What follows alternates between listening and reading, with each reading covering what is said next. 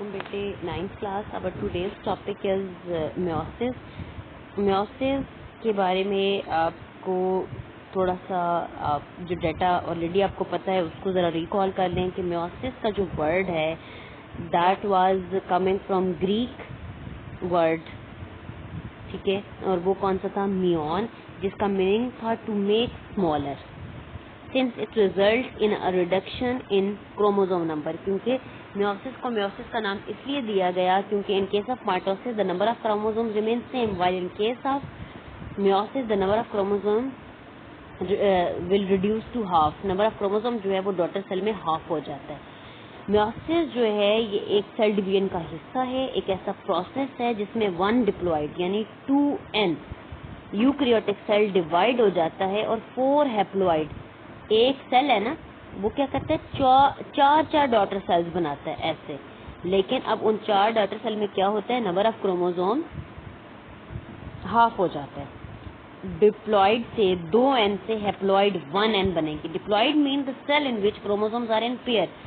Chromosomes parents में ऐसे मौजूद होते हैं पेयर की फॉर्म में, लेकिन इसके डॉटर सेल में ऐसे सिंगल मौजूद होंगे. While haploid mean the cell with half number of chromosomes, क्योंकि पेरेंट में 46 क्रोमोसोम्स हैं, लेकिन अब ऑफस्प्रिंग में कितने हैं जी, 23. सॉरी ऑफस्प्रिंग भी क्या सकती है, डॉटर सेल. ठीक है, फाइन. हमारे पास फेजेस ऑफ meiosis हैं और उससे पहले हम इसका थोड़ा सा इंट्रोडक्शन देखते हैं कि meiosis was discovered and described for the first time in 1876 by German biologist Oskar Hartwig. ये एक MCQs है. The preparatory steps of meiosis are identical to the interphase of mitosis. Interphase is divided into the same phases G1, S and G2. Interphase is followed by meiosis 1 and meiosis 2. Interphase जो है उसमें meiosis 1 और meiosis 2 होती है. इसमें थोड़ा सा difference ये है, बाकी इसमें जो ये वाली डिवीजन के फेज हैं ये सेम रहेंगे, S G1 और G2. So that's why we are not going to repeat these. सबसे पहले हम देखते हैं माइटोसिस 1. माइटोसिस 1 में होमोलोगस क्रोमोसोम जो हैं in a diploid cell separate and so 2 haploid daughter cells are produced. ऐसे ये हैप्लॉइड जो है ये ऐसे 2 डॉटर सेल डिप्लॉइड 2n जो है वो डिवाइड होके 1n के 2 डॉटर सेल्स बनाएगा. It is a step in meiosis that generate genetic variation. ये वो स्टेप होता है जिसमें जेनेटिक वेरिएशन, जीन्स में चेंजेस, तब्दीलियां आती हैं. meiosis 1 occur in the 2 main step, karyokinesis and cytokinesis. बेटे आपको ऑलरेडी बताया है कि सेल जो है वो उस वक्त तक डिवाइड नहीं हो जाता जब तक उसका पूरा न्यूक्लियस डिवाइड ना हो जाए. न्यूक्लियस जब 2 में डिवाइड होता है फिर सेल का साइटोप्लाज्म डिवाइड होना होता है. कैरियोकिनेसिस जो है वो डिवीजन ऑफ न्यूक्लियस है और वो कंप्लीट होती है 4 फेजेस में, prophase, metaphase, anaphase and telophase. And then there is a cytokinesis. तो बिल्कुल एग्जैक्टली जैसे आपने माइटोसिस में पढ़ा इसी तरह से आप पढ़ेंगे. इसमें थोड़े से डिफरेंसेस आएंगे, इसको जब आप ध्यान से पढ़ेंगे तो आपको इंशाल्लाह वो क्लियर भी हो जाएगा. Okay, prophase 1 is the longest phase in meiosis. Prophase 1 जो है वो सबसे लंबी फेज होती है meiosis में. ड्यूरिंग दिस फेज क्यों होता क्या है, सारी जो तैयारियां हैं वो नहीं है और माइटोसिस से काफी ज्यादा ये मिलती जुलती है. अब क्रोमैटिन कंडेंस होता है इनटू क्रोमोसोम. तो पहली हेडिंग आप देंगे formation of chromosome. Formation of chromosome इसमें अब क्या होता है, क्रोमैटिन मटेरियल यानी जेनेटिक मटेरियल जैसे लूज थ्रेड लाइक फॉर्म में होता है जिसको आप क्रोमैटिन बोलोगे, वो कंडेंस होगा ऐसे highly coiled up packed structure that is chromosome. और क्या बनाएगा, chromosome. The homologous chromosome line up with the each other and form a pair by a process called synapsis. Synapsis का क्या मतलब है, ऐसा प्रोसेस जिसमें homologous chromosomes ऐसे क्या करती हैं, लाइन अप होती हैं, ठीक है, और पेयर फॉर्म करती हैं. Synapsis. Each pair of homologous chromosome is called bivalent. Bivalent क्यों, bi मीन्स 2. बाइवेलेंट इसलिए कि उसके पास 2 सिस्टर क्रोमैटिड्स होंगे यहाँ पे. ठीक है, ओके फाइन. हेडिंग्स आपके पास बनी हुई हैं. साइनेप्सिस है, देन बाइवेलेंट है. सबसे पहली फॉर्मेशन ऑफ क्रोमोसोम थी. बाइवेलेंट जो है उसके पास 4 क्रोमैटिड्स हैं. कैसे, ये देखिए 1 2 3 4, ठीक है. तो उसको हम कहते हैं कि दैट इज टेट्रेड। अब आप इसको किसका नाम देंगे? टेट्रेड, जैसे टेट्रापैड, 4 कॉर्नर वाला। The two non sister chromatids of homologous chromosomes join each other at a certain point along with their length. एक सेकेंड बेटे, मैं यहाँ पे थोड़ी स्पेस बना लूँ ताकि मैं आपको साथ साथ एक्सप्लेन करती जाऊँ। अच्छा, अब होता क्या है, दो non sister chromatids of homologous chromosome join each other at a certain point along with their length. अब कैसे? फॉर एग्जांपल, ये हमारे पास एक क्रोमोसोम है और यहाँ पे हमारे पास दूसरा क्रोमोसोम है और ये दोनों अलग हैं, तो इसलिए हम इनको कहेंगे कि नॉन सिस्टर क्रोमैटिड्स हैं। तो वो कहते हैं कि ये एक स्पेसिफिक पॉइंट के ऊपर एक दूसरे को ज्वाइन करेंगे। ये वाला पॉइंट, इस पॉइंट को, जिस स्पेसिफिक पॉइंट को के ऊपर ये दोनों क्रोमोसोम एक दूसरे के साथ अटैच हुई हैं, that is known as chiasmata. In the next stage, the non-sister chromatids of homologous chromosomes exchange their segments. The phenomena is known as crossing over. अब इन्होंने एक दूसरे को ज्वाइन किया एक स्पेसिफिक जगह पे और अपने सेगमेंट्स को इन्होंने एक्सचेंज कर लिया।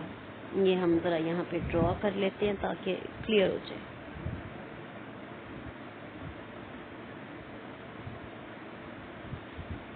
ये वाला जो पॉइंट है, ये क्या है आपके पास? इस पॉइंट को आप क्या कहेंगे? क्याज़मेटा। अब डिवीजन के बाद क्या होगा?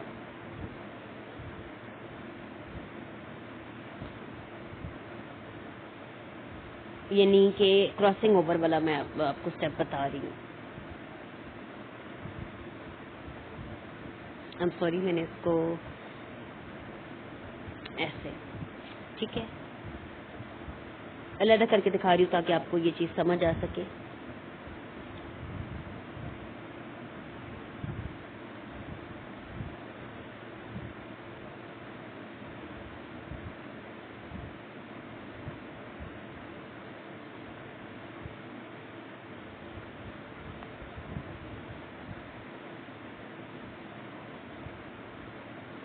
ये चीज़, अब इस चीज़ को आप क्या कहते हैं कि ये क्या है हमारे पास जी? Crossing over. क्रॉसिंग ओवर का मतलब है कि वो दोनों जो क्रोमोसोम्स नॉन सिस्टर क्रोमैटिड्स जो एक दूसरे के साथ एक क्याज़मेटा पॉइंट पे अटैच हुए थे, जब वो अलग हुए हैं तो उन्होंने अपने एक दूसरे के साथ क्या कर लिए? सिस्टर क्रोमैटिड्स का एक्सचेंज कर लिया। ठीक है, उन्होंने सिस्टर, आपके पास ये डायग्राम भी है, अगर आप इसको समझना चाहें तो भी ठीक है, अदरवाइज जो मैंने समझाई है वो जरा थोड़ी मैंने इजी वे में समझाई है, तो आप उसी को लर्न कर लें। The exchange of segment result in the recombination of genetic information. अब होता क्या है, ये जो इन्होंने सेगमेंट्स एक्सचेंज किए हैं, जैसे हमने कहा ना कि पीछे meiosis is the source of genetic variation, तो कैसे वेरिएशन आती है, कैसे जीन्स में तब्दीलियां आती हैं? Due to exchanging their segments. अब माइटोसिस में ऐसा नहीं होता, मेयोसिस में ऐसा होता है कि वो सेगमेंट्स एक्सचेंज करते हैं। After crossing over each pair of homologous chromosome remain as a bivalent. ठीक है, chromosome condense further and the nuclei disappear. अब वही प्रोफेज वाला सारा स्टेप होना है, न्यूक्लियाई डिसअपियर होगा क्योंकि क्रोमोसोम फर्दर कंडेंस हो रहे हैं। न्यूक्लियर इन्वेलप जो है, जो ऐसे पहले प्रॉपर वाला एक न्यूक्लियस था, अब वो क्या हो गया? ऐसे खत्म होना शुरू हो जाएगा। इस तरह से क्या हो जाएगा? डिसअपियर होना शुरू हो गया न्यूक्लियर इन्वेलप, जो कि न्यूक्लियस के इर्द गिर्द मौजूद है। ठीक है, okay. Centriole which are duplicated during interphase. Centriole का क्या काम था? उसने सेंट्रोसोम बनाना था। Migrate to the two poles and form spindle fibres. अब सेंट्रियोल का जो फंक्शन था बेटे, दो सेंट्रियोल कलेक्टिवली सेंट्रोसोम कहलाते हैं और ये क्या बनाते हैं? इनकी रिस्पॉन्सिबिलिटी क्या होती है? इन्होंने बनाने होते हैं स्पिंडल फाइबर्स। स्पिंडल फाइबर्स क्या होते हैं? वो थ्रेड लाइक स्ट्रक्चर्स जो, let's say this is the chromosome, और ये थ्रेड लाइक स्ट्रक्चर जो इसके ऊपर अटैच होते हैं आके, उसको हम कहते हैं कि वो क्या होते हैं? Spindle fibres.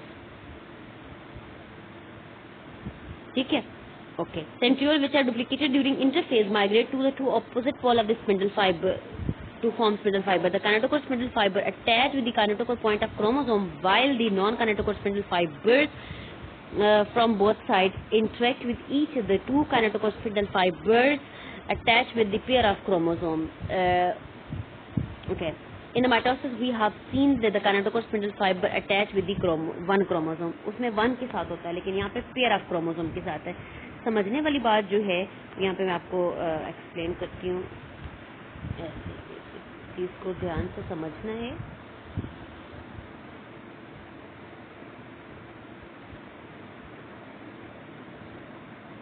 ओके, और यहाँ पे होता क्या है, ये हमारे पास लेट से वी कैन से कि हमारे पास ये जो है क्रोमोसोम का स्ट्रक्चर है। ये इसको थोड़ा मैं स्मॉल करती हूँ, ये ठीक है। और ये जो सेंटर में जगह है, इसको अगर हम डबल ही बना दें तो अच्छा है। सेंटर वाली जो जगह है ये क्या है, सेंट्रोमेयर पॉइंट है। इस पॉइंट के ऊपर, इस पॉइंट के ऊपर ये वाली जो जगह है, इसको हम कहते हैं कि ये वो वाला पॉइंट है जो काइनेटोकोर पॉइंट है। काइनेटोकोर पॉइंट क्या है? काइनेटोकोर पॉइंट वो वाला पॉइंट है जहाँ पे क्या होता है, स्पिंडल फाइबर ने आकर अटैच होना है। काइनेटोकोर पॉइंट जो है वो काइनेटोकोर पॉइंट प्रोटीन का बना हुआ एक पॉइंट है जिसके ऊपर स्पिंडल फाइबर, ये स्पिंडल फाइबर से आकर अटैच होती है, ठीक है। यहाँ पे और माइटोसिस और मियोसिस में डिफरेंस ये है कि माइटोसिस के केस में सिंगल क्रोमोसोम के साथ वो अटैच होंगे स्पिंडल फाइबर्स, लेकिन in case of meiosis kinetochore spindle fibres are supposed to attach with the pair of chromosome. एक बात, दूसरी बात यह है कि जो नॉन काइनेटोकोर स्पिंडल फाइबर्स हैं वो लंबे हो के खुद ही एक दूसरे को ज्वाइन कर लेंगे। यानी जो काइनेटोकोर हैं वो तो डेफिनेटली ये एक क्रोमोसोम पड़ा हुआ है, तो काइनेटोकोर इधर से भी आके क्रोमोसोम के साथ लग गया, इधर से भी आके क्रोमोसोम के साथ लग गया। लेकिन बेटे इन केस ऑफ मियोसिस जो हमारे पास नॉन काइनेटोकोर स्पिंडल फाइबर्स हैं वो क्या होंगे, वो दोनों तरफ से, इधर से भी ग्रो कर रहे हैं, इधर से भी, खुद ही एक दूसरे को ज्वाइन कर लेंगे और जो है वो एक अपना स्ट्रक्चर बना लेंगे, ठीक है। So this was the all about meiosis. Next हम जो है इसकी बाकी फेजेस कल इंशाल्लाह कंप्लीट करेंगे।